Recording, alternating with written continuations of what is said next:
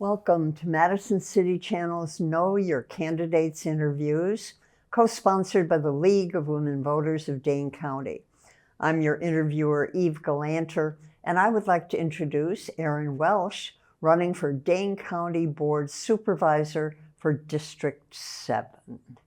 As we begin, Erin, would you please give an opening statement about the educational, vocational, civic experience you have, which prepares you for this office, and why you are running for Dane County's board? Thanks, Eve. Well, I just would like to thank League of Women Voters of Dane County and City Channel of Madison for hosting this and providing this information to constituents. It's very important. My name's Erin Welsh, and I currently represent District 7 on the Dane County Board of Supervisors, which represents the near west side of Madison.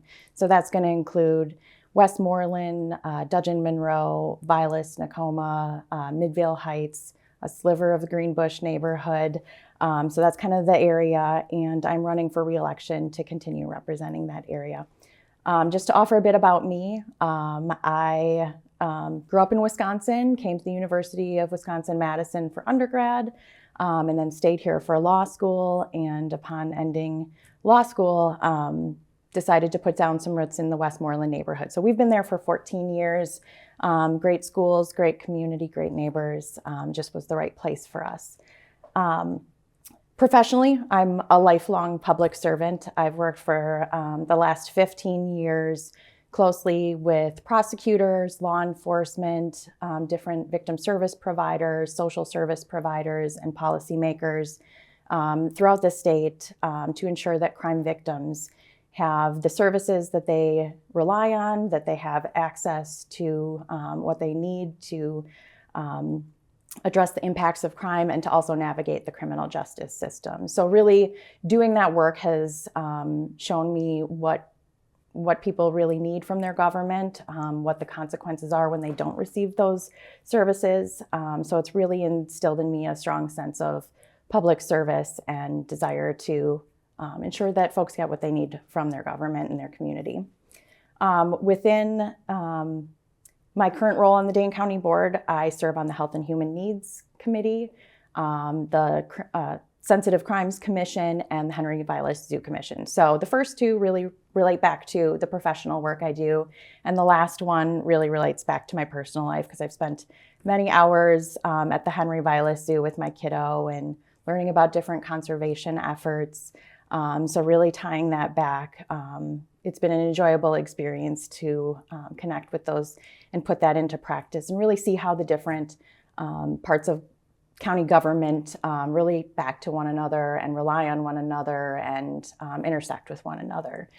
So I look forward to hopefully being able to continue that work and ensure that Dane County services are responsive to folks' need for generations to come.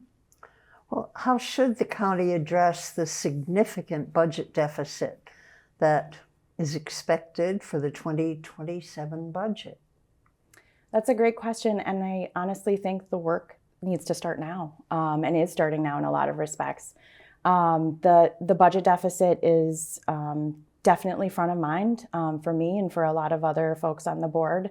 I think we need to start with a really critical evaluation across all county departments to really look at what we're spending our resources on, using the data that we can pull now to really take a disciplined and data-driven look at what our most critical services are.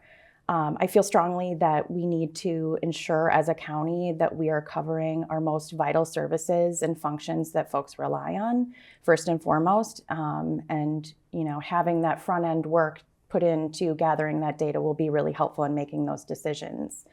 I really think that we should be investing in essential services like mental health care, housing, different human services that really reduce the downstream cost through front-end investment in ensuring that people are healthy and safe and their well-being is taken care of. I think that a lot of studies support that upstream investments actually save dollars down the road. So that's where my priorities would lie. And I think that there's kind of a multi-pronged approach to getting there. I think that, again, using data to address any inefficiencies or make any improvements to efficiencies or duplications across departments is really important. I believe strongly in leveraging public and private partnerships. I think that's kind of one of the keys to where we go forward as a county. I want to ensure that we're aggressively pursuing any state and federal grants and leaving no stone unturned to ensure that we can do the things that we want to do. And then again, evaluating some of the assets across the county to ensure that we're really being fiscally responsible about our space usage and our facility usage. And then lastly, I think there's even a component of advocating within this role at the state level for shared revenue investments that really reflect the economic driver that Dane County really is for the state. So that's really how I see that getting done. Well, what specific ideas do you have to increase the supply and the quality of affordable housing and to preserve existing affordable housing? Well, I would start with just mentioning that I'm a strong and active supporter of the Dane County Regional Housing Strategy. I think it's a collaborative, data-driven roadmap to how we take Dane County into the next decade, the next 20 years even, and ensuring that we're able to meet those needs because they're very real. Mm-hmm. And we've got some catching up to do. I think a lot of good progress has been made under that plan, and I would encourage folks to check out that plan if they're not familiar with it, because it nicely lays out a concrete direction and plan. So just to kind of get the specifics of your question, for supply and quality, I think that investment in some mixed income and mixed use developments are really critical, so that anything that we're investing in and building is pairing employment options with transportation options and other social services that might be helpful for folks. I think we've done a lot of really good work in investing in land trusts and community land trusts over the last couple of years. And I think that continued investment would be helpful there. They really are an equitable way for folks who otherwise wouldn't be able to afford purchasing a property to get that stability of home ownership and really set some roots down in Dane County and feel like this is their home. I think that cohesion is really important. As far as preserving existing affordable housing, we've done some really great work over the last couple of years with investing in projects to rehabilitate low-income housing projects within the community, and I think that we can continue there. There's some really exciting work being done there. I would just want to ensure that anything going forward is really prioritizing the energy efficiency of those facilities. I think that should be top of mind when we're doing that kind of work. Not only does it save on gas emissions and our footprint there, it also saves the folks that are moving in and rental expenses and utility expenses. So it's really a win-win if that's the type of investment that we're making.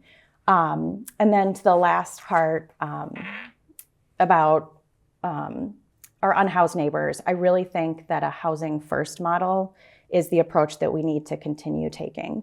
So that's going to be permanent housing solutions, eviction assistance, and rental assistance that are paired with, and this is really the important part, paired with the services that folks need access to in order to ensure that housing opportunity is effective for them. So that could be access to alcohol and drug treatment resources, that could be victim resources. I've seen some movement in that regard, or mental health care. I think that in order to hold down housing, that needs to be prioritized as well. And then just a little bit more, even more broad than that, I think for some of these models to really work effectively, we also need to think bigger and think about some of the other systemic issues that might be impacting someone's ability to hold down housing. So whether it's not having access to a livable wage or access to reliable transportation, we just need to think a little bit more holistic rather than simply the roof over someone's head that one night. Well, what more, if anything, do you think the county needs to do to address the needs of our neighbors who are experiencing homelessness? I think a lot of it does come down to the housing first model, and I think we have had success there. And it's the kind of thing where I don't see,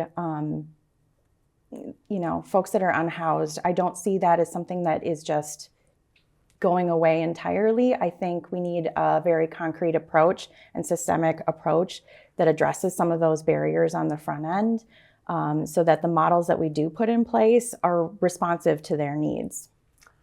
And when faced with making difficult, controversial decisions, how will you ensure you're getting input from residents with a broad range of perspectives? I will say after this last budget, I did hear from a lot of folks, and I was really, really grateful. My inbox was very full at all times. So I don't know if that's unique to District 7, but I did hear from a lot of constituents, and I really appreciated that. That helped me to get a really firm understanding of the difference in opinions out there. It gave me an opportunity to really pull some data, pull some information to make informed decisions. And it helped me to understand that the decisions and votes that I was making were aligned with the values of the constituents. A lot of it really came down to values. And I felt it was pretty clear in a lot of that correspondence that what those values were. What would you say to the viewing audience as we complete this interview? Well, I've enjoyed my time on the Dane County Board. I would like to continue that time on the Dane County Board. I believe deeply that it's the responsibility of our government to ensure that we have our most basic needs met. And I feel that we're able to do that with data, equity, and some long-term planning. So I'm ready to do that. Well, I want to thank Erin Welsh for speaking with us and thank the viewing audience for taking the time to know your candidates. I want to remind everyone that the primary election is Tuesday, February 17th, and the general election is Tuesday, April 7th. Every election is important. Please vote. On behalf of Madison City Channel and the League of Women Voters of Dane County, I thank you for joining us.